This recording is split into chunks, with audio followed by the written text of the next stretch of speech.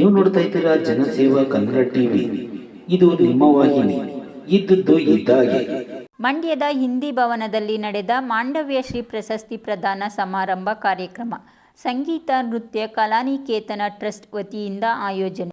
ಸಂಗೀತ ಮತ್ತು ಜಾನಪದ ಗಾಯನ ಕಾರ್ಯಕ್ರಮ ಅಂಗವಾಗಿ ಸಾಧಕರಿಗೆ ಮಾಂಡವ್ಯ ಶ್ರೀ ಪ್ರಶಸ್ತಿ ಕಾರ್ಯಕ್ರಮ ಉದ್ಘಾಟಿಸಿದ ಬಿಜೆಪಿ ಮುಖಂಡ HR ಅರವಿಂದ್, ಜಾನಪದ ಕಲೆಯನ್ನು ಉಳಿಸುವ ಕೆಲಸವನ್ನು ನಾವು ಮಾಡಬೇಕು.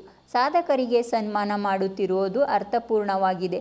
ಸಾಧಕರಿಗೆ ತಮ್ಮ ಸೇವೆಯನ್ನು ಮುಂದುವರಿಸಬೇಕು ಎಂದ HR ಅರವಿಂದ್. ಕಾರ್ಯಕ್ರಮದಲ್ಲಿ ಪ್ರಮುಖ ಮುಖಂಡರು ಭಾಗಿ.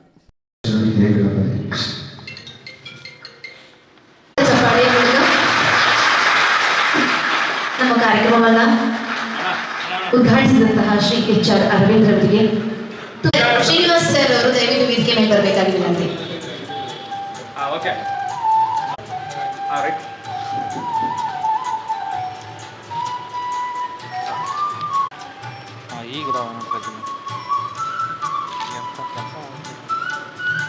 ಸಾಧನೆಗೆ ವಿದ್ಯೆ ಇರಬೇಕೆಂದಿಲ್ಲ, ವಿದ್ಯೆ ಇರದವನ ಬುದ್ಧಿ ಸಾಗರದ ಮಾನವನ ಜನ್ಮ ಸಾರ್ಥಕ ಸಫಲ. ಜೀವನದಲ್ಲಿ ಯಶಸ್ಸು ಗಳಿಸಬೇಕು ಎನ್ನುವುದೇ ಶ್ರೀಮತಿ ಗೌರಿಯರವರು ಚಲನಚಿತ್ರ ನಟಿ.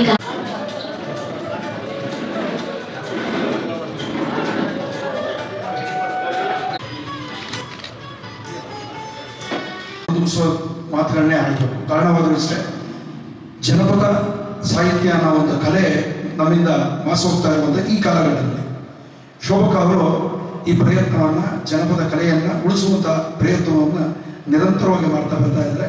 ಅವರೊಟ್ಟಿಗೆ ಎಷ್ಟೇ ವರ್ಷ ನಾವು ಕಾರ್ಯಕ್ರಮ ಮಾಡಿದ್ರು ನಾವಿರುವವರೆಗೆ ಅವರಿಗೆ ಸಹಕಾರಿಯಾಗಿ ನಿಲ್ತೀವಿ ಅಂತ ಈ ಸಂದರ್ಭದಲ್ಲಿ ಹೇಳ್ತಾ, ಹಲವಾರು ಮಿತ್ರರು ಇವತ್ತು ಪ್ರಶಸ್ತಿಗೆ ಭಾಜನರಾಗಿದ್ದಾರೆ. ಆ ಪ್ರಶಸ್ತಿಯನ್ನು ಗುರುತಿಸಿ ಕೊಡ್ತಾ ಇದ್ದಾರೆ ಮಂಡ್ಯಶ್ರೀ ಆ ಒಂದು ಹೆಸರಿನಲ್ಲಿ.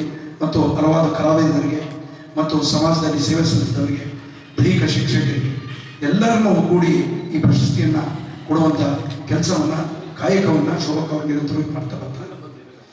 ಈ ಪ್ರಶಸ್ತಿಯನ್ನು ಗುರುತಿಸಿ ಕೊಡುವಂಥದ್ದು ಇದೆಯಲ್ಲ, ಬಹಳ ಕಷ್ಟಕರ ಕೆಲಸ.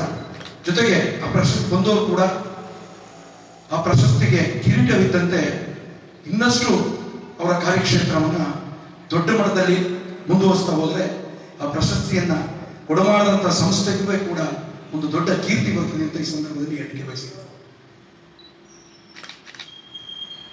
ಇದರೊಟ್ಟಿಗೆ ನೀವೇನು ಪ್ರಶಸ್ತಿಯನ್ನು ಪಡ್ಕೋತೇವೆ, ಆ ಪ್ರಶಸ್ತಿಗೆ ಅರ್ಹರೇನಾಗಿದ್ದೀರಿ, ಆ ನಿಮ್ಮ ಅರ್ಹತೆ ಅಂತ ಗುರುತಿಸಿ ನಮ್ಮ ಶೋಭಕ ಅವರು ಮಾಡ್ತಾ ಬರ್ತಾ ಇದ್ರಲ್ಲ.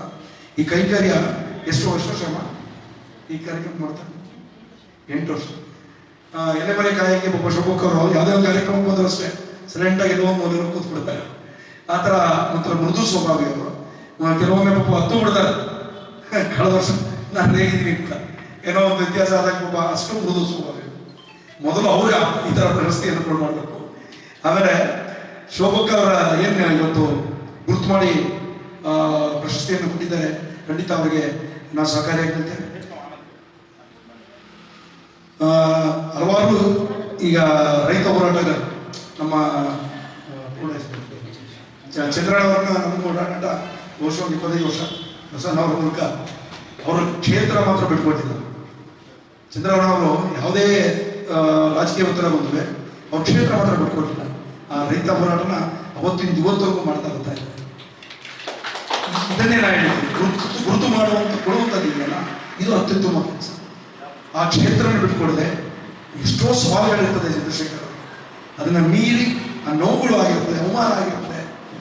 ಅದಕ್ಕೆ ಯಾವುದಕ್ಕೂ ಧೃತಿಗಿಡದೆ ವಿಚಲಿತರಾಗದೆ ಇಲ್ಲಿವರೆಗೂ ನಾನು 25 ವರ್ಷದಿಂದ ಪ್ರಯತ್ನ ಮಾಡ್ತಾ ಇದ್ದೀನಿ. ಅದಕ್ಕೆ ಹಸಿರು ಶಾಲೆ ಬಿಡಲೇ ಇಲ್ಲ. ಹಸಿರು ಶಾಲೆ ಪರವಾಗಿ ರೈತ ಪರವಾಗಿ ಹೋರಾಟ ಮಾತ್ರ ಬಿಟ್ಟಿಲ್ಲ. ಈ ಥರ ಕೆಲಸ ಇದೆ. ನಿಜವಾಗ್ಲೂ ಅದ್ಭುತವಾದ ಕೆಲಸ.